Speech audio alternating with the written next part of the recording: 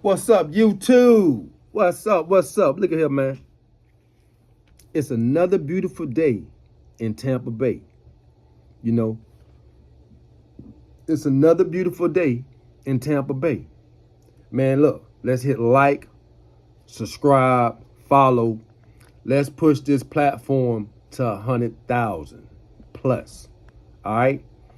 Look at here, man. We finna dive into today. We finna talk about Tampa Bay. We finna talk about Tampa Bay, man.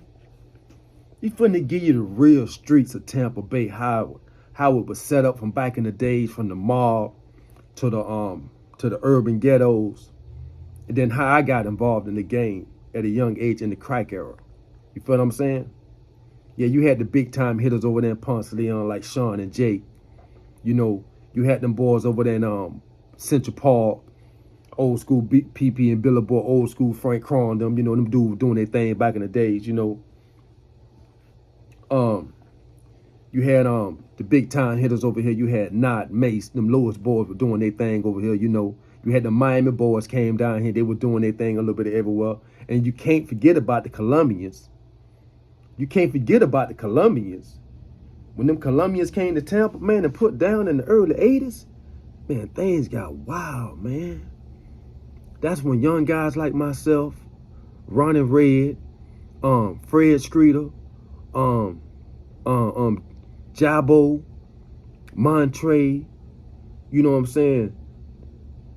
Choo Choo. You got the boys out of the projects. You got Shank, Stank. You had Big Roger, them over there in Ponce. Then Roger was a little bit everywhere. Damn, what the old homie name was over there, man?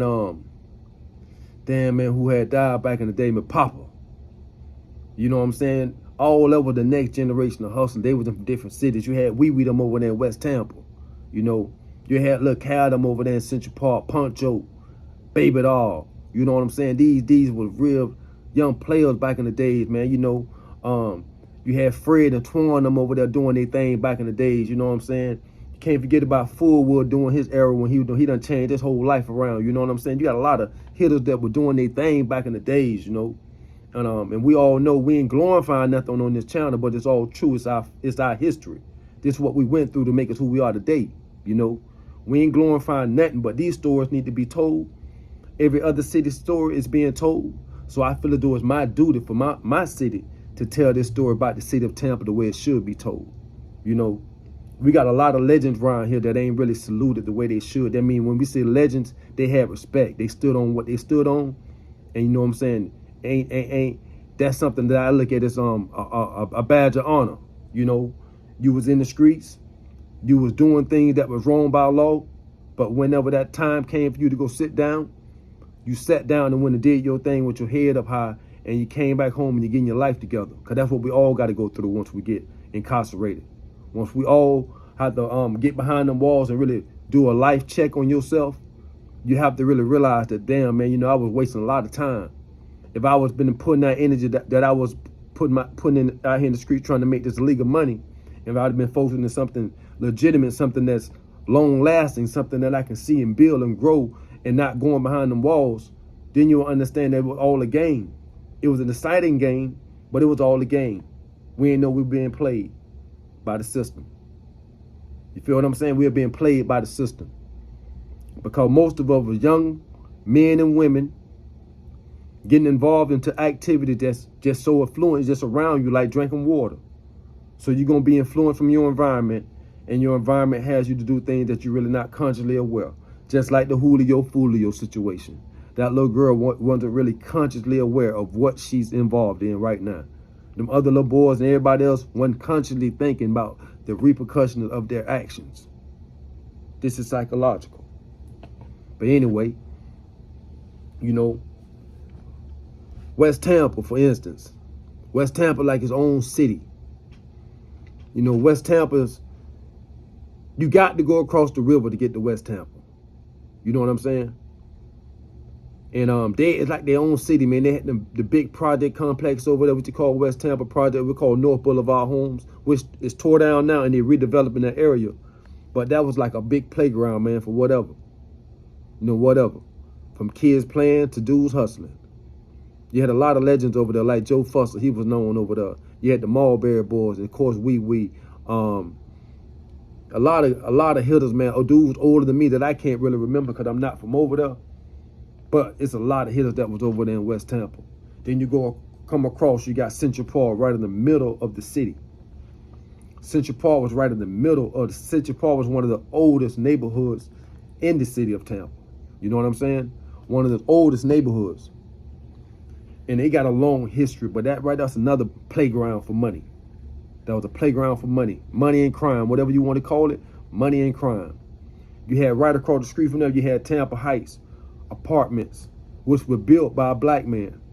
The Andrews family, Dr. Andrews. They built that apartment complex right there. You know what I'm saying? And that was another playground for making money.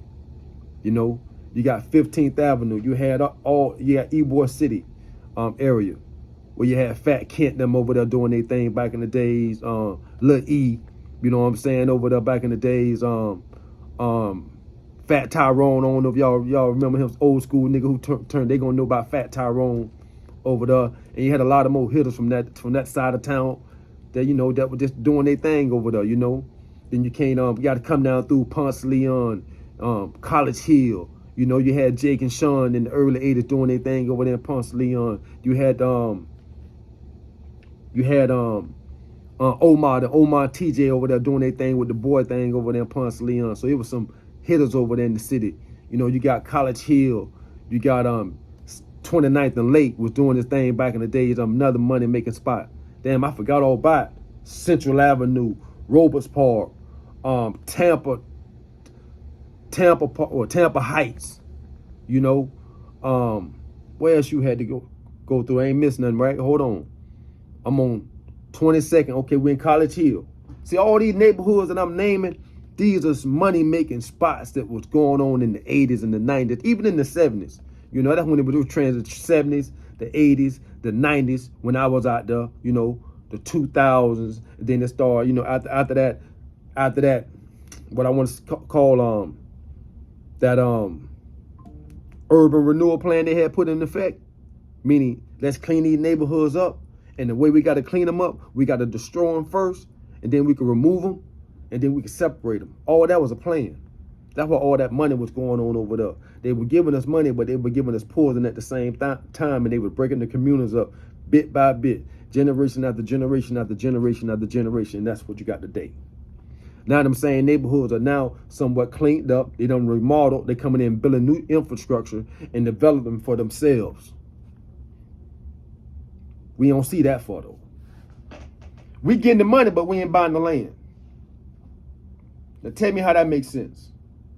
We getting the money in the city, in the hoods, but we ain't buying the land that's around us.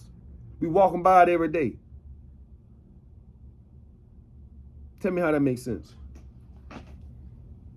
But that's the game that we play though, right? That's the game that we play.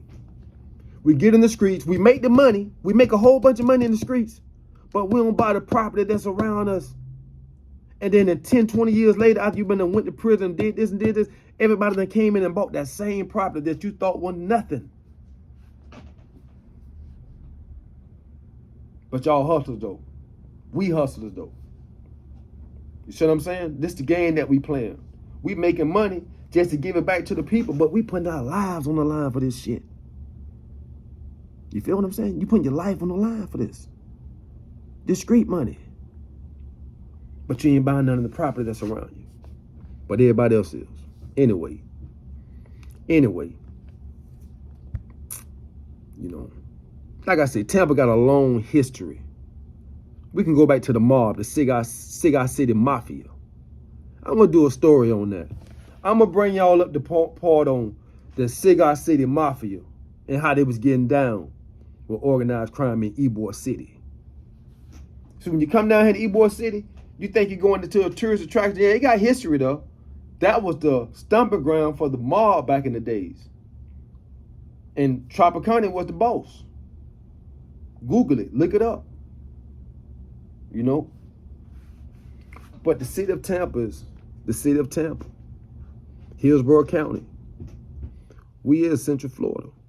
And Orlando is like our cousin. You know what I'm saying? In Daytona, that was the hangout spot. Yeah, Daytona used to be the hangout spot, man. Summertime, springtime, oh my gosh. Boy, look at you.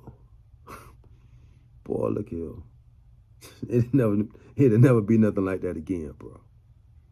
You know. But man, I'm about to follow back up, man. You know, I'm gonna get y'all all the way into it. You know, this video gonna be too long if I keep going on and on and on, you know.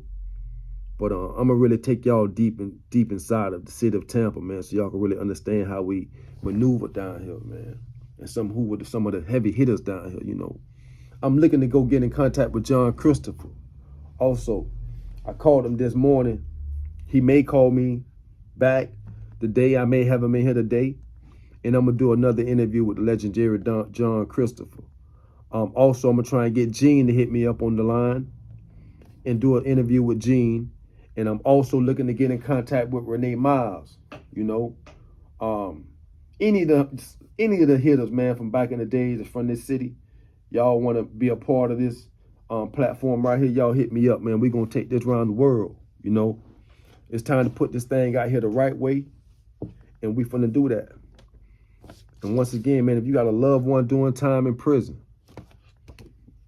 hit them up, send them a copy of Street Elements Magazine, the #1 magazine publication in the nation. And we've been doing it for 16 years, man. That's a hell of a story, too. You know, here go the Cash App. Hit the Cash App. Make sure you support, like, subscribe, man. Let's push this thing to 100,000, man, and let's do it for the South.